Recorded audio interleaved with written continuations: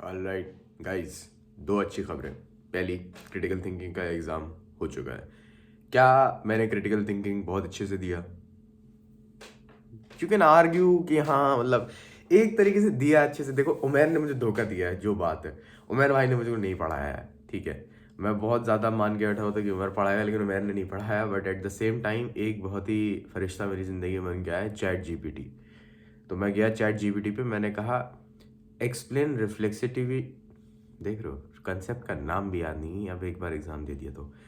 Explain reflexivity to me in terms of Pierre Bourdieu. भाई उसने मुझे जो 5 पैराग्राफ दिए हैं लिख के, बिल्कुल सटीक एकदम ह्यूमन कन्वर्सेशन की तरीके से, मुझे बहुत खुशी हुई। मैंने वो पूरा चेपा। और फिर कोई भी अगर मुझे individual concept, so basically what I was doing was कि फिलोसफर जो भी दिया हुआ था उसका था कि list me all the key concepts of philosopher का नाम। और फिर एक एक कंसेप्ट को मैं कह देता था कि explain this in context of philosopher का नाम। डन। अच्छे अच्छे पैराग्राफ्स मिल गए, तो वो काफ़ी आसान हो गया मेरे लिए। एंड मेरा पेपर ख़त्म हो गया ऐसे ही 1.5 पौने 2 घंटे में, क्योंकि मैं सिर्फ 16 वगैरह पेजेस लिख के आया था नहीं यार क्रिटिकल थिंकिंग। मतलब मुझे लगता है कि अगर आप फिलोसफी के अंदर भी ज़्यादा लिख रहे हैं ना, then I think you you have literally miss the point then, कि आपको वो मतलब समराइज भी नहीं कर पा रहे हैं आप ससिंक्टली भी नहीं लिख पा रहे हैं। एंड ये कल मैं बात भी कर रहा था तरन्नुम लोगों से, तो मैं उनको ये कह रहा था कि यार बात यह है कि if you take an extra sheet you have failed, ठीक है। मैं समझता हूँ कैसे। सोचो एक मीटिंग हुई होगी, ठीक है, जामिया एडमिनिस्ट्रेशन या फिर कोई भी, जो भी आपकी यूनिवर्सिटी है, ठीक है, एएमयू के आप मान लीजिए, वहाँ पे एडमिनिस्ट्रेशन की मीटिंग हुई होगी किसी ज़माने में, मैं नहीं कह रहा कि अभी हुई। वो बैठ के सोचा होगा उन लोगों ने ऑप्टिमल पेजेस हमें कितने देने चाहिए। एक डिस्कशन हुआ होगा पूरा, हिट एंड ट्रायल से, और फिर एक नंबर डिसाइड हुआ होगा 20, 22, 24, ठीक है। तो जब भी आप एक्स्ट्रा शीट मांग रहे हैं ना कहीं उन सारे हिट एंड ट्रायल मेथड्स को डिवैल्यू कर रहे हैं, क्योंकि आप उनकी इज्जत नहीं करते एक्स्ट्रा शीट लेके, क्योंकि you are failing to be comprehensive. The comprehensiveness which is required वो एग्ज़ाम देने के लिए बाय द जामिया एडमिनिस्ट्रेशन या फिर बाय एएमयू एडमिनिस्ट्रेशन या फिर कोई भी यूनिवर्सिटी का एडमिनिस्ट्रेशन। पहले मुझे भी लगता था कि भाई एक्स्ट्रा शीट लेनी चाहिए, लेकिन फिर मैंने सोचा कि यार this is actually very stupid if you think about it. अच्छा, मज़े की बात पता है क्या है? कॉलेज में ना आपको सब कहते कि 5 पन्ने लिख के आना, 4 पन्ने लिख के आना। रियल लाइफ के अंदर इट इज़, मतलब मैं बहुत गॉड्स ऑनेस्ट ट्रूथ बता रहा हूँ आपको। If you cannot explain it like the other person is a 5-year old, and if you cannot explain it within 15 seconds, it's not gonna work out. like सामने वाले का टेंशन ही नहीं है भाई इतना। like you have to factor into the account कि सामने वाला सोशल मीडिया चला चला के उसने अपने दिमाग झल्ली कर लिया है। तो अगर आप अकाउंट में लेंगे, then it becomes very hard for you to explain 5 pages worth of content in like उसको सामने अपने। तो इसी वजह से मुझे लगता है कि कॉम्प्रिहेंसिवनेस हमें सिखानी चाहिए instead of writing long explanations कि भाई कौन क्या है, कौन किस तरीके से। राइटिंग के अंदर भी इनफैक्ट अब चेंजेस लाने चाहिए। हम लोग बहुत टाइम से पता नहीं क्यों इंट्रोडक्शन, 3 बॉडी पैराग्राफ्स, कंक्लूजन वाला फॉर्मेट फॉलो कर रहे हैं, बट खैर हल्के हल्के the world is catching on, इंशाल्लाह इट विल कैच ऑन। तो ये थी अच्छी न्यूज़ पहली कि भाई क्रिटिकल थिंकिंग हो गया है। अब है ऑर्गेनाइजेशनल साइकोलॉजी, जिसको आई होप कि उन सारे बच्चों ने जिन्होंने CBCS नहीं लिया था, मत कोई इस तरीके का जिसके अंदर एग्ज़ाम होता था, उन्होंने कर लिया होगा पहले से, विच मीन्स कि वो मुझे नोट्स दे देंगे। क्या ये एक रियलिस्टिक एक्सपेक्टेशन है? बिल्कुल भी नहीं। ये तो यूटोपियन हो रहा है अब्दुल्ला बिल्कुल यहाँ पे बैठा हुआ, क्योंकि किसी और ने नोट्स बनाए नहीं होंगे। सब लोग रो रहे होंगे, सब लोग स्ट्रेस में रह रहे होंगे, सब लोग एंग्जाइटी ले रहे होंगे। Welcome to my class. दूसरी बात क्या है? दूसरी अच्छी बात यह है कि कल जो आपका फाइनल इंटरव्यू था, and I may have gotten in 90%, मतलब फाइनल जो एक रिव्यू है या फाइनल फीडबैक जो है वो अब नेक्स्ट वीक मिलेगा मुझे, whatever it happens to be. But alhamdulillah, alhamdulillah, alhamdulillah, there's a 90% chance that I got through, and if that is the case then it's going to be very lovely। भाई मेरा interviewer अलग ही था, मतलब Russian accent, thick, बिल्कुल बैठा हुआ Russian mafia boss वाली feeling आ रही है, बिल्कुल सिगार विगार लिया वो, ओपी। एकदम बेहतरीन। अब मैं यहाँ पे बैठ के उसके बारे में तो नहीं बताऊंगा कि इंटरव्यू में क्या पूछा, किस तरीके से पूछा, बट लेट्स जस्ट से कि it was less about the work and more about a personality assessment. Bye the way this is I may go of on a tangent यहाँ पे हल्का सा, but it's something that is important. Always remember के regardless of, and this is more of a message to the younger Abdullah, always remember ke social skills will beat skills, as uncomfortable as that may sound. Social skills will beat skills. तुम्हें पता है जब आपका classroom बन रहा था, who got the contract for building your classroom? The best construction company in your city? नहीं, the one that was the most well connected one with the headmaster या फिर vice chancellor of your institution. That is the true harsh reality of how it works. Same with government के जितने tender आते हैं, आपने advertisement pages में देखा होगा ना, कभी कभी टेंडर निकला हुआ है, किसी को बिडिंग करनी है, वो सब ऐसे ही होता है। It's already pre decided, right. Selection committees ऐसी होती है, फिर बाद में प्रोफेसर की पोजीशंस के लिए। And this is nothing wrong in the sense के it's happening everywhere. So when you point out कि अरे आपने प्री सिलेक्शन कर रखा, या dude it's happening everywhere. It's happening even in the dating market if you think about it, right. Like, think about it. थोड़ा सा अगर आप सोचेंगे, you will find examples of people relying more on social skills just because somebody looks more believable, has the right social skills. He will excel far more than somebody with just pure skills, and that is why most people who have like a very mathematical inclination towards life, they actually struggle कहीं ना कहीं. And I used to think that skills are everything, because all these series जो आप देखते हैं, चाहे वो house हो या फिर चाहे वो बैटमैन हो, चाहे वो पीकी ब्लाइंडर्स हो, तो what they are trying to capture ना, मसला ये है कि the series is going to capture the person and the person's internal frame of reference, right. Patrick Bateman I believe is the right name, right. American Psycho पूरा आप देख लें, या फिर आप इवन जॉन विक देख लें, right. what you are seeing is the person side of story कि जॉन विक को कैसा लग रहा है. So a lot of times people face loneliness and it gets translated into the movie. And वो आप देखते हैं ना, आपको लगता है ओ वाह यार, इस बंदे की पर्सनालिटी कितनी अच्छी है, he has the money, he has the women, he has the health, he has the fame. मैं भी ऐसे ही बन जाऊंगा, ठीक है, मैं ऐसे ही सोशल रिक्लूज बन जाऊंगा, मैं भी लोगों को बुरी तरीके से ट्रीट करूंगा.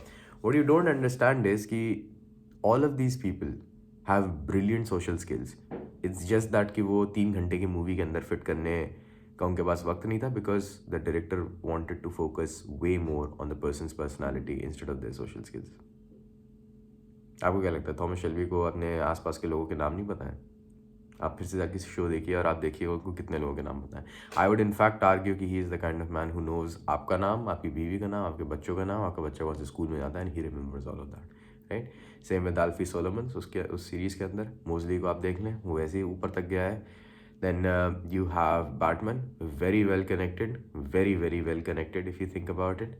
So it's almost everywhere, but you don't see this side of the story, right? ये आपको दिखाया नहीं जाता. You just see riches and everything, and you try to emulate that personality while dropping your social skills. आप कभी भी, this is for somebody who's looking to apply abroad, कहीं ना कहीं think about it. आपका जो सबसे इम्पॉर्टेंट डॉक्यूमेंट होता है, जो सब लोग कहते हैं भाई it's the most important document है ना, that's actually SOP and your LOR. Do you know the best part about SOP and LOR? वो कोई कंप्यूटर असेस नहीं कर रहा, it's being assessed by human, right. So if you can say the right sentences and it can evoke the right emotions, ये 2 चीज़ें अगर तुमने कर ली, then technically to him you are the ideal candidate. So if you can figure out what kind of a person he wants and you can figure out how to punch in an input जिससे ये लगे कि आप वो candidate हैं, you practically crack the code for admissions. I mean, it may sound very vulgar शायद कहीं ना कहीं कि मैं इतनी complex चीज़ को इतने आसान steps में आपको बताने की कोशिश कर रहा हूँ, but think about it. Other side of the admissions committee एक इंसान ही बैठा हुआ है, एंड वो इंसान है, उसके बाइसेस हैं. हर एक इंसान के बाइसेस होते हैं, उसके बाइसेस हैं. वो शायद अपनी बीवी से लड़के आया है, शायद उसके बच्चे उसकी बात नहीं मान रहे, शायद उसे चाहिए कोई ऐसा लैब असिस्टेंट जो उसका कोई प्रोजेक्ट कर दे, शायद उसके पास एक अपॉर्चुनिटी है लेकिन उसके पास वो करने का वक्त नहीं है. So if you can somehow signal कि you are interested in all of them, भाई तुम जीत गए. You don't have to then think about it. इसलिए सोशल स्किल्स बहुत ज़्यादा इंपॉर्टेंट है, and the only way to develop them, वैसे तो आप कुछ वीडियोज़ भी देख सकते हैं and they will help you quite a lot, but then practise them as well. I think practising them has paid of quite a few dividends for me. मेरे जितने भी अच्छे कभी भी रिलेशनशिप्स बनी हैं, चाहे वो वर्क रिलेटेड हो, पर्सनल लाइफ के अंदर हो, वो हमेशा ही सोशल स्किल्स की वजह से ही बनी है। I am saying this as a person जिसके सोशल स्किल्स एक्चुअली बिल्कुल भी अच्छे नहीं थे अंटिल अबाउट 1-2 साल। मज़े की बात यह कि उससे पहले ही मैं नेशनल डिबेटर बन गया था, तो I was a national champion of debating, but just because you are a national champion of debating doesn't mean crap, ठीक है। You as a national debater think के भाई मुझे नेशनल डिबेटिंग आती है, मैं कितना अच्छा हूँगा, राइट। अदर पीपल थिंक कि भाई ये नेशनल चैम्पियन है, भाई ये इसको कितना आता होगा। You don't know shit man. तुम्हें नहीं आता, तुम्हें जेन्युइनली नहीं आता। तुम्हें पता है तुम्हें क्यों नहीं आता?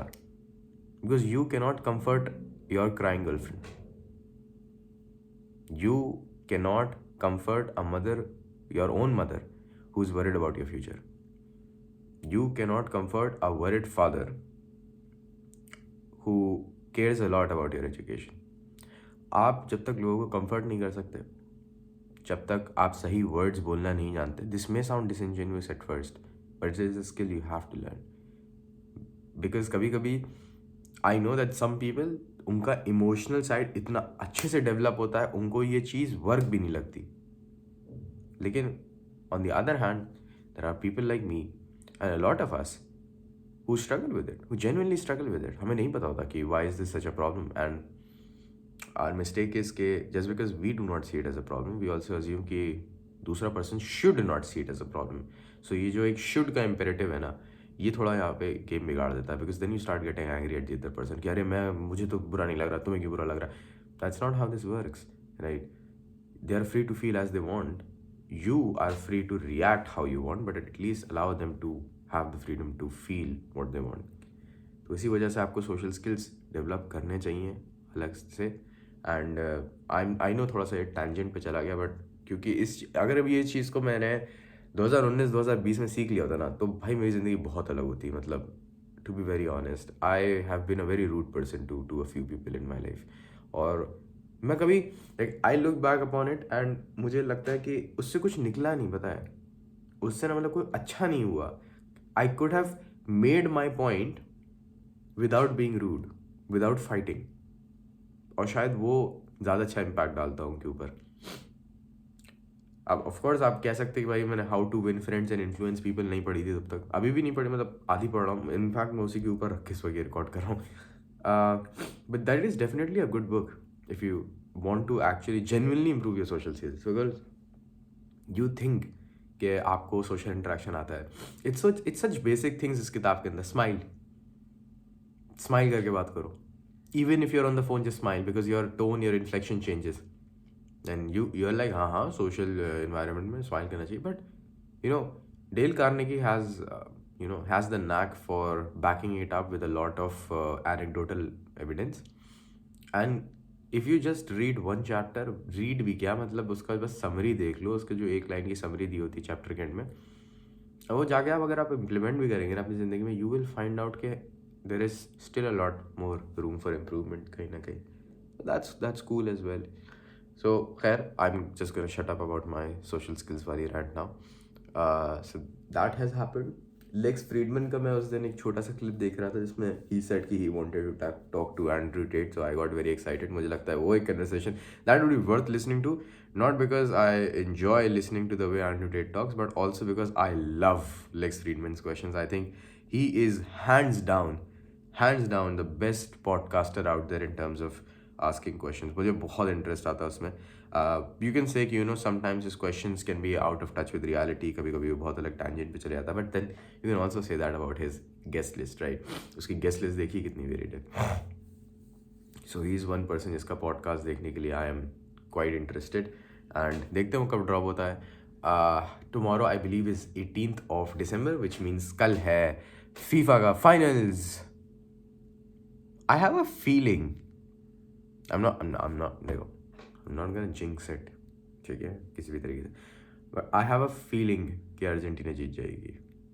आई डोंट नो क्यों. I don't even watch football. I don't really care. मतलब कल कोई भी जीते मैं बिल्कुल नॉर्मल उठूंगा. I know some people get really really really really into it. बहुत ज़्यादा इमोशनली इन्वेस्टेड हो जाते हैं लोग. I am not one of those people. I don't really care. I only watch football during the FIFA World Cups. Champions League का बस मैं final देखने चला गया था. That's all. I do not pretend to be a footballing fan. I leave that job to people who are more concerned about football than I am. मैं बस उनके inputs ले लेता हूँ and that's about it. I have no business trying to pretend कि मैं football बहुत ज़्यादा देखता हूँ या फिर मैंने बहुत ज़्यादा फॉलो कर रखा है सब.